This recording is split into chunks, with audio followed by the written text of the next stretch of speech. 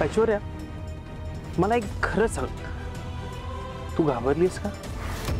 म्हणजे राजकुमार दादा परत आला, तो कामाचा भार आता परत सांभाळेल आणि तुला बिझनेस मधून एकदम हलक्यात बाहेर फेकेल, याची भीती वाटते का तुला? व्हेरी सॅड ऑफ यू नील, तुला कळतच नाही. म्हणजे पहिले तर असं अलगद उचलून मला कोणी बाहेर करू शकत नाही, आणि जर राजकुमार बिझनेसमध्ये शिरला म्हणजे आय बेट तो शिरणार, आणि जर का तो शिरला तर फक्त मला नाही, आपल्या सगळ्यांना तो असं अलगद बाहेर उचलून फेकणार. म्हणजे त्यात काय तुझं घरात आणि कंपनीत दुय्यम स्थान आहे, मग आता आणखी खाली जाणार. आपल्याकडे एक म्हण आहे ऐश्वर्या, कुत्र्याचं शेपूट वाकड ते वाकडच राहतं. सॅड. आणि एक लक्षात ठेव, तू राजकुमार दादाकडनं 2 लाख रुपये घेतले हे त्यांनी सगळ्यांना सांगितलंय, आणि मॉमनी यावर शिक्कामोर्तबही केलाय. त्यामुळे कंपनीत माझं नाहीये, तुझं स्थान धोक्यात आलंय, समजलं? त्याची काळजी तू करू नकोस, माझं स्थान मी परत मिळवणार. कसं? ज्याने ते स्थान घालवलं त्याला या घरातून बाहेर घालवून. ऐश्वर्या, राजकुमार दादा सुधारतोय, त्याच्या वाटेलाही जाण्याचा प्रयत्न करू नको, नाही तर माझ्यापेक्षा वाईट कोण नसेल. प्लीज हो ना तू थोडासा वाईट, म्हणजे आपल्यासाठी किती चांगलं होईल, खऱ्या अर्थाने आपला संसार सुरू होईल. प्लीज हो थोडासा वाईट. ऐश्वर्या, तू कितीही प्रयत्न कर का, तुझ्या लेवलला मी खाली उतरणार नाही. आणि एक लक्षात ठेव, घरात सगळं चांगलं होतंय, त्यात मिठाचा कडा टाकू नकोस. झालं? या आता.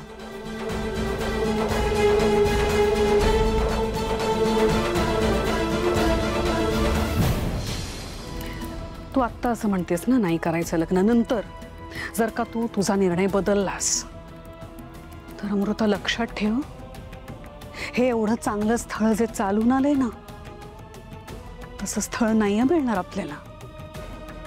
मी सगळी चौकशी केली आहे, मुलगा खूप चांगला आहे, घर चांगलं आहे. प्लीज अमृता, प्लीज माझ्यासाठी विचार कर ना.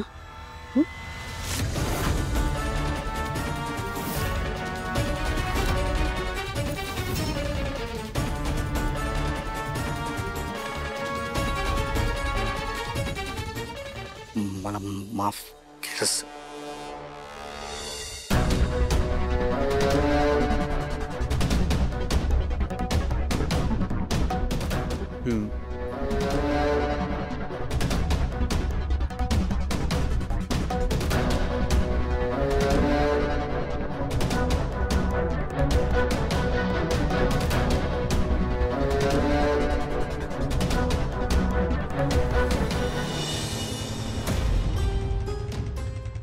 खबर पक्की है ना रे? हो बॉस, एकदम पक्की है. लेकिन 1 घंटा हो गया, किधर है वो? एक तो बारिश का लुका छुपी चालू है. सर सर ते बघा तुमच्या मागून येतात सर.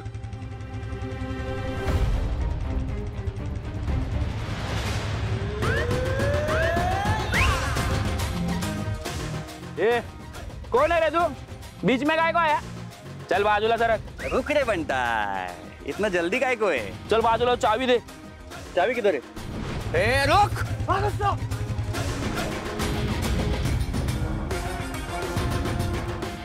तू तो पुलिस वाला है ना रे?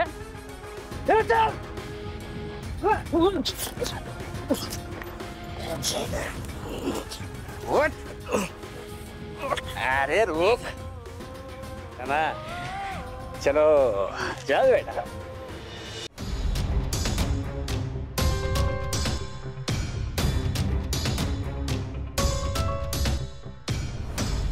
हाँ शिर्के, एक फाईल आली आहे, ती फक्त घेऊन येतोय बस. हा मी करतो.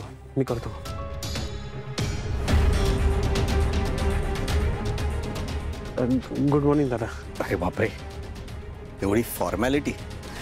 शुभ प्रभात. कुठे चाललायस? गॅरेजवर. दादा कशाला अशी कामं करतोयस? अशी म्हणजे नील स्वतःच्या कष्टाने उभं केलेलं गॅरेज आहे माझं, त्यात वाईट असण्यासारखं काहीच नाही आहे, नाही का? नाही, वाईट काहीच नाही. आय एम सॉरी, मला तसं म्हणायचं नव्हतं, पण दादा तुझं स्टेटस दादा राजकुमार मेहेंदळे असतो. मी आता फक्त राजकुमार आहे. मेहेंदळे लावण्याचा हक्क मला नाहीये. नील मेहेंदळे विसरलात की काय? असं नको ना बोलू दादा. हवं तर मी मॉमशी बोलतो, सारंगशी बोलतो मी. आम्हाला तुझी गरज आहे, कंपनीला तुझी गरज आहे. या कंपनीला मोठं करण्यामध्ये तुझा किती मोठा हात आहे हे सगळ्यांना माहिती आहे. हे कोणी नाकारू शकत नाहीये. खारीचा वाटा होता. मला उगाच वाटायचं की माझ्यामुळे रूपम कॉस्मेटिक्स या आत्ता स्टेटसला आहेत ना, त्या स्टेटसला पोचलं. मी काहीच केलं नव्हतं. जे काही केले ते कष्ट माझ्या आईबाबांनी केलेत. मी फक्त त्यांना साथ देत होतो. उशिरा का होईना याची जाणीव झाली मला, आणि म्हणूनच हे गॅरेज सुरू केलं. स्वतःच्या पायावर उभं राहतोय. राहू दे की मला. आणि तसंही ना, भाडेकरूला घरावरती हक्क सांगता येत नाही. 137 कायदा सांगतो. मी भाडेकरू आहे. दादा असं नाहीये दादा.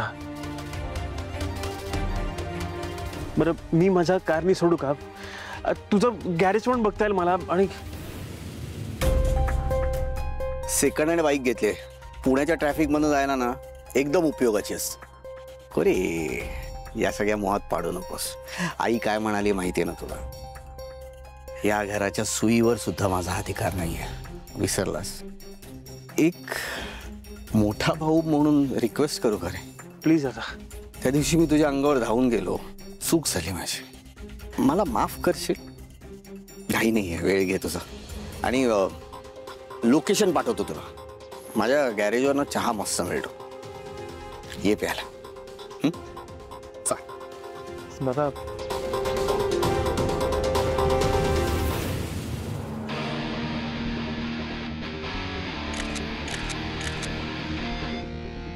बबलू दादा, अरे पहिल्यांदाच करते मी हे. जरा भीती वाटते.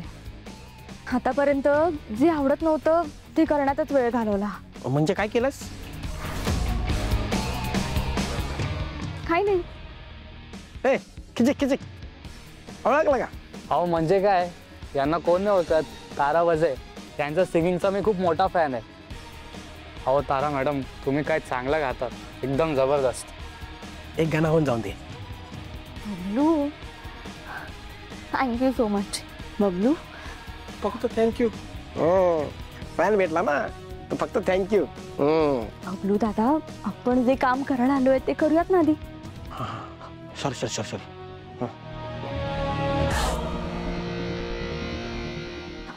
सॉरी, ॲक्च्युली मी जरा नर्वस आहे. कारण मी गाणं गाते ना. वजे घराण्याचा हा वारसा आहे, ही परंपरा आहे आणि माझ्या आईचा हट्ट आहे. पण मॉडेलिंग माझं पॅशन आहे, माझी आवड आहे. बबलू दादा, थँक्यू सो मच.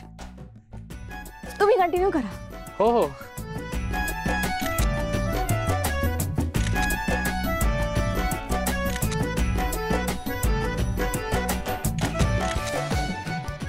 कुठे अडकलो यार? प्रेमात पडल्यावर एवढं करावं लागतं हे माहित नव्हतं. प्रेमासाठी काय काय करावं लागतं माणसाला. नंतर एक पोरगी आली, एकदम धीट. आणि ती व्यक्ती म्हणजे अहिल्या वेसकर.